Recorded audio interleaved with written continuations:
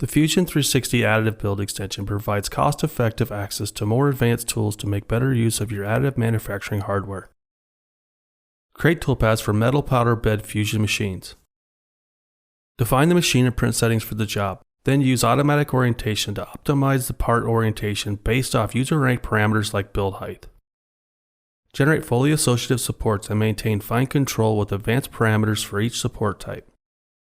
Mix and match if needed by selected faces as the support target. Generate and simulate the additive toolpath to see how the part will build, including simulation of the actual laser path.